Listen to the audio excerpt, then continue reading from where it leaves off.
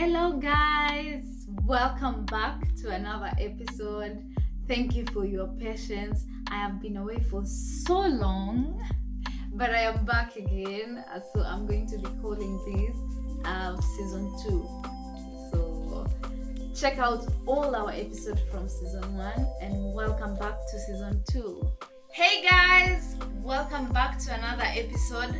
Welcome to a new video. Here I have a new guest in the channel and we would love to hear what she has to share with us. Welcome. Thank you, Percy. My name is Rachel Kimemia. I am from Kenya and we go to the same school. I came to Paris to say hi to Percy and she has been hosting me and I have had the best experience with her. She's the best photographer. She has taken photos of me and she has been cooking for me. It has been so nice. So thank you. Thank you so much, Rachel. That's so sweet. Anyway, welcome to the video. And today, as you can see from the title, we are going to be talking about an exciting topic. Do you think you became more Kenyan since you left Kenya and now you've been away for quite a while? Yeah, so many things have changed and I never thought I'd be this Kenyan, but I think the fact that I went outside Kenya, I wanted to show that Kenyan side of me. So one of the ways that has changed is listening to Kenyan music. I have always been a fan of Kenyan musicians like Sauti Sol and Nyash and at the band and all those people, but when I came to France and also Mauritius, like I started listening to them more than even the American singers or French, all those singers. So I think I feel more proud listening to them in a foreign country. It also makes me feel closer to home. So that's one aspect that has changed that I did not expect to change. Yeah. So it's like we are listening to them more, we are appreciating them more. And like, okay, back at home, you could hear them in the radios, in the matatu, but you couldn't really be that person who is checking the album is coming out when you're gonna be listening to it. Yeah, true. Okay, so from my side, I think I can say I have appreciated Kenyan content creators way more. Yeah. Because right now I can be tuning into a Kenyan podcast. I'm listening to them every other week. Kenyan bloggers. What do you think of that? Okay, for me, when I left Kenya, I didn't know vlogging or content creating used to exist. It was a whole new aspect, and at first I used to listen to content creators who are not necessarily Kenyan, but at some point my attention shifted to like mostly Kenyan bloggers, and when I listen to them I feel more at home, and them showing some parts of Kenya, even if some travel outside, the fact that they are in the country gives you some sense of belonging at home, something like that. So I don't know, it just makes you feel attached to your people. You feel like you connect more because you have so many things in common, so it just makes you feel more at home. Yeah, that's so true. Or you go to the comment section of, let's say, that blog and you're saying Kenya, something like that. So for me, honestly, that's the most exciting thing. Yeah, Kenyans. Okay, what is the other thing that has changed or that has made you more Kenyan?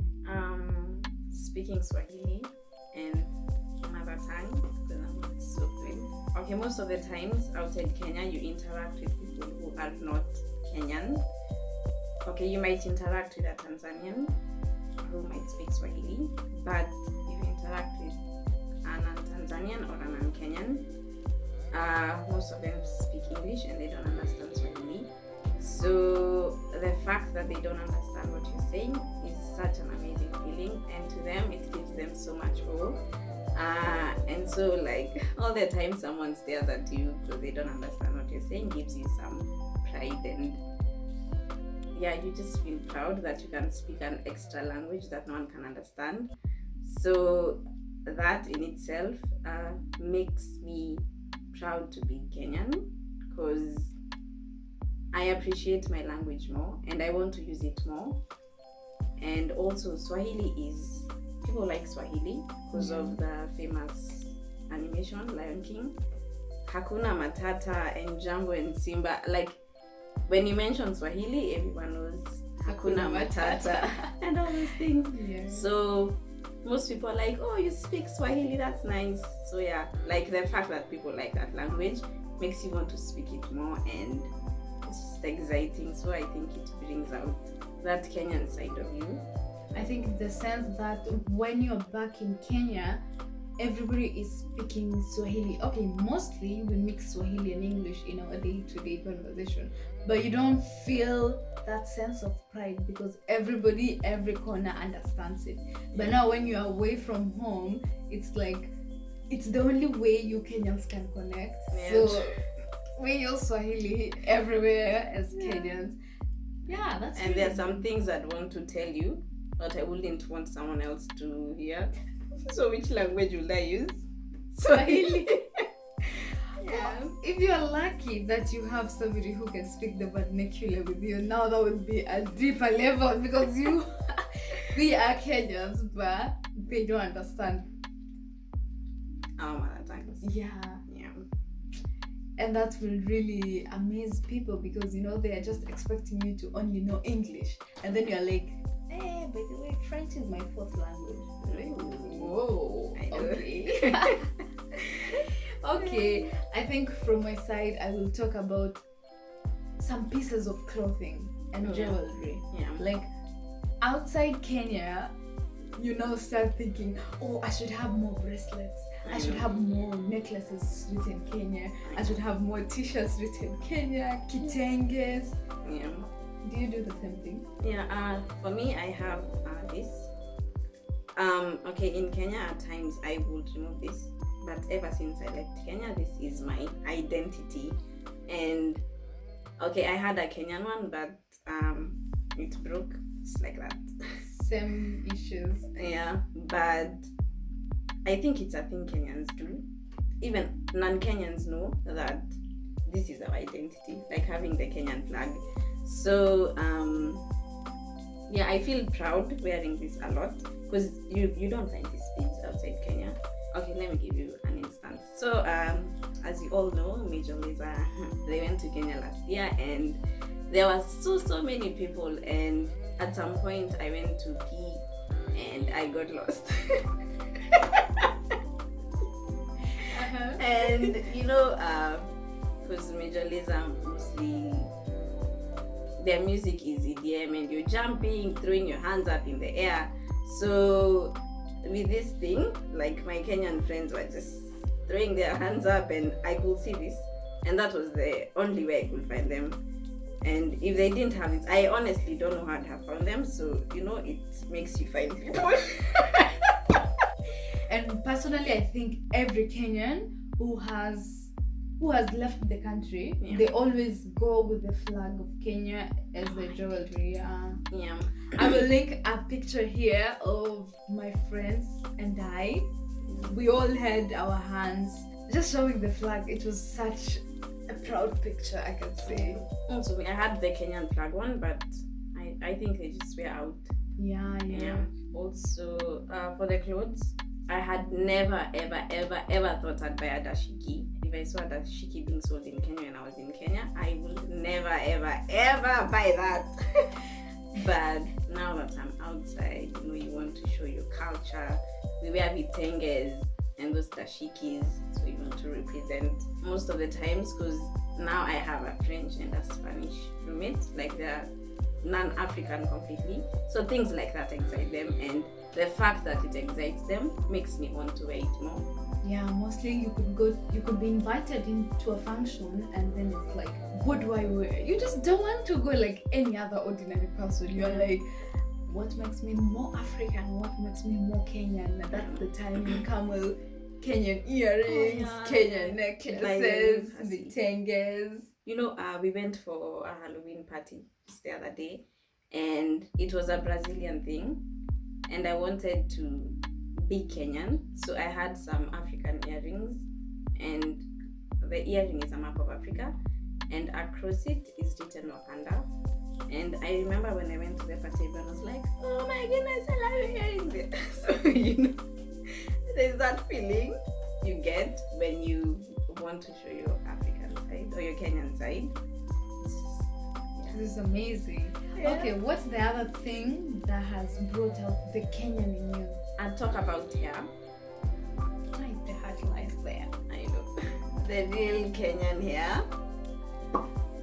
Yeah, so I remember how in high school, maintaining and combing my hair was a struggle. Nilikuwa na struggle.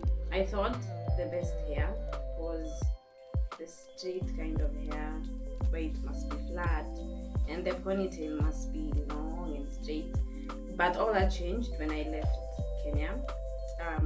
I appreciate Afro hair more.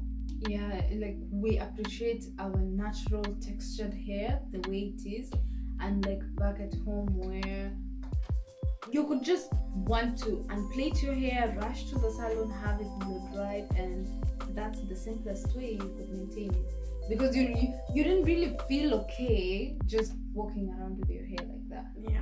But when we came to study, it's now way different, because one, you cannot find the salons readily, and also it's just a point of difference. Everybody else's hair is straight, they're just having it all gelled up and it looks really wow, and then yours is different. So I think that sense of being different is what drove us to just being comfortable with the way our hair is.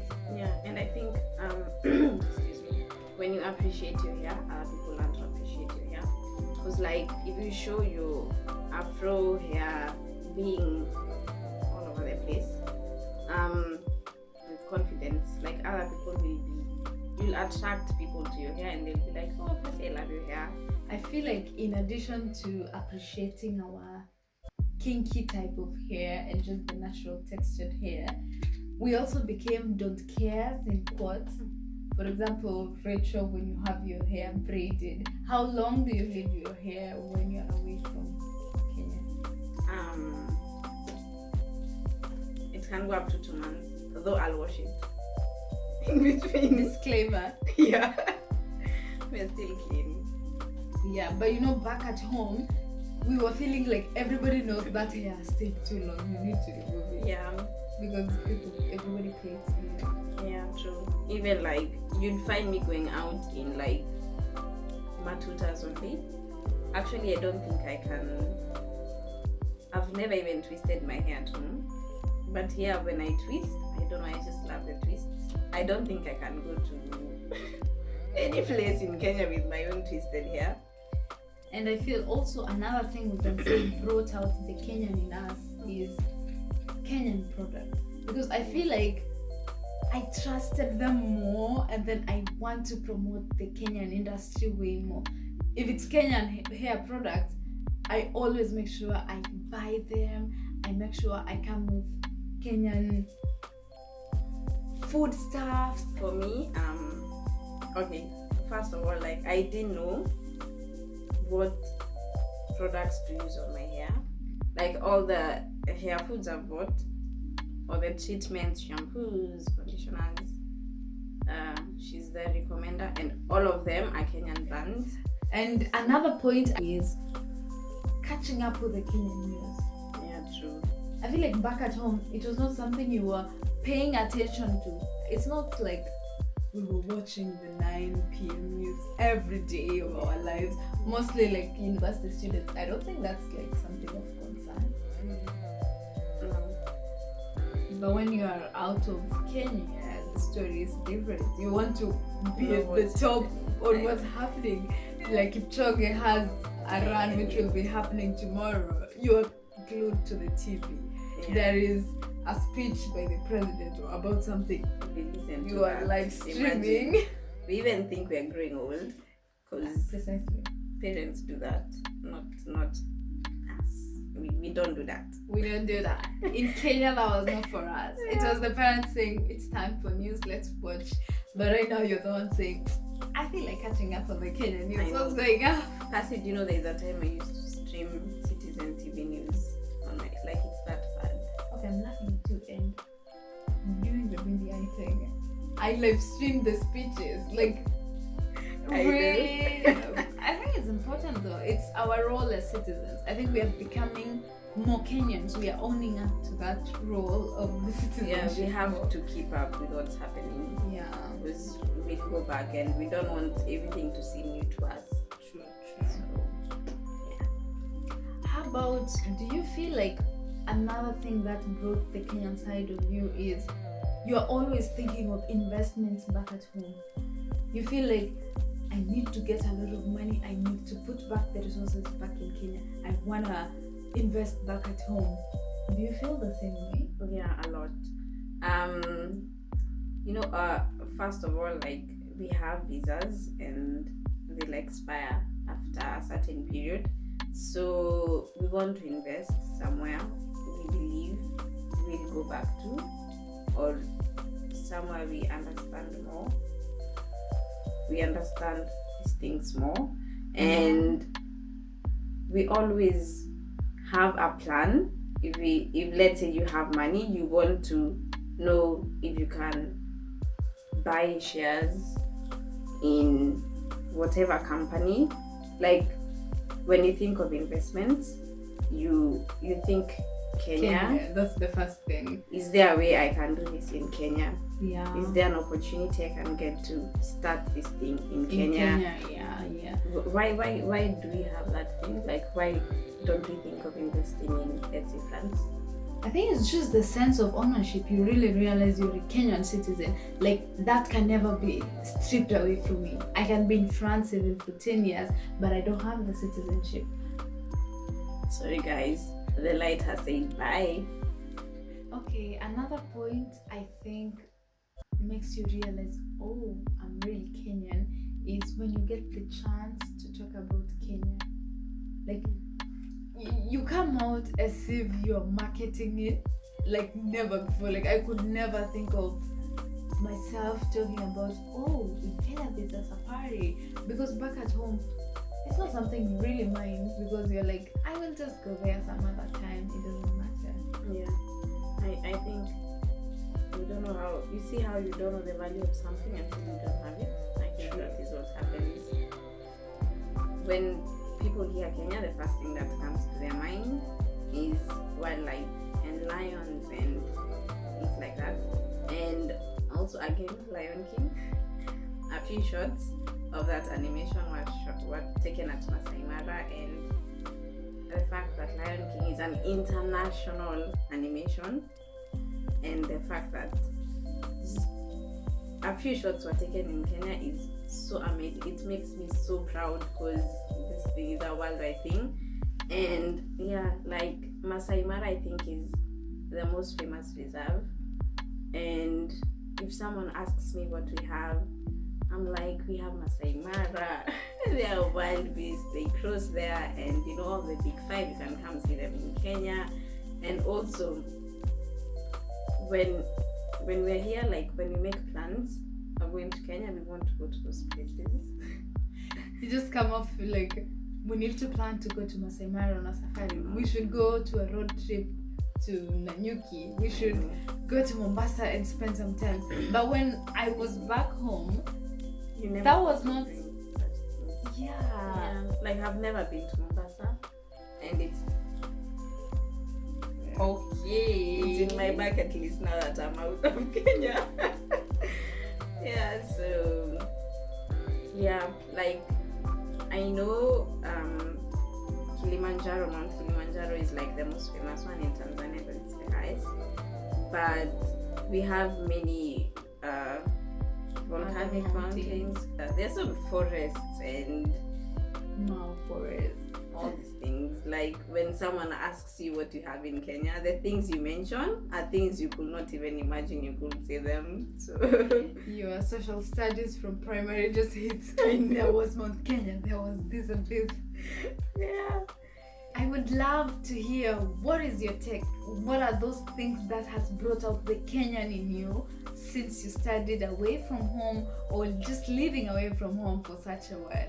And if you're Kenyan, what are those things that you don't really care like you don't pay that much attention to while you are home. And I have talked about them, and Rachel also has given us her take on them. But before I forget, thank you so much for being part of this video. You're welcome. Okay, as a custom, we are going to see today's verse, and Rachel will do the honors and read it out for us. I'll be glad to. Our reading comes from the book of Romans, chapter 15, verse 13. It says, "May the God of hope fill you with all joy and peace as you trust in Him, so that you may overflow with hope by the power of the Holy Spirit." That's the word of God. Thanks be to God. As we've seen from the verse, God is the God of hope. Like there's no need to lose hope. Just look at Him, trust in Him, come to Him, talk to Him, and you will be filled with joy. You will overflow with peace of mind, peace of heart, and you will just remain hopeful in life. And that's how you remain happy. That's the genuine source of happiness. Many people tend to believe that you get happiness through somebody, or somebody is the only reliable source of happiness, and that's not true. The only way you can be genuinely happy in life, genuinely at peace with yourself and at peace with your surroundings, is when you look at God, just trust Him with all you have. And with that, guys, thank you once again so much for watching up until now. If you've subscribed to this channel, thank you so much. Big ups, guys, and continue liking our videos, continue subscribing down below, and turn on the bell notification so that you can be able to get a notification when we upload new videos. New videos will be up every Mondays, just as usual, so stay tuned. Stay tuned, guys. Bye.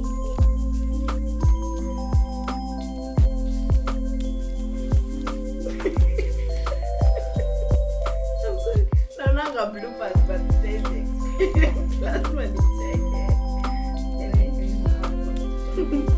even things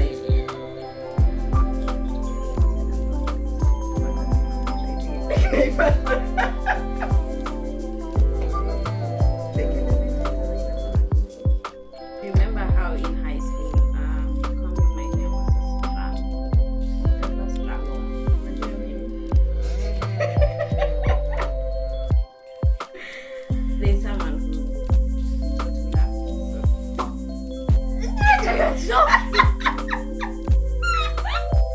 What are those things you think they don't have that much gravity